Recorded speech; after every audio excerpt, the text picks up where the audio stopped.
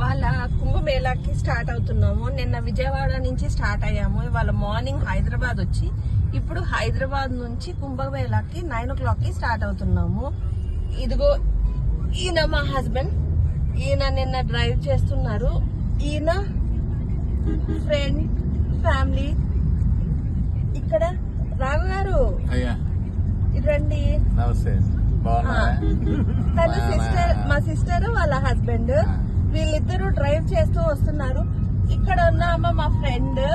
తను పాపం ఇంట్లో లంచ్ ప్రిపేర్ చేసి అన్ని చేసి పాపం తినడానికి టైం లేక ఇప్పుడు తింటుంది.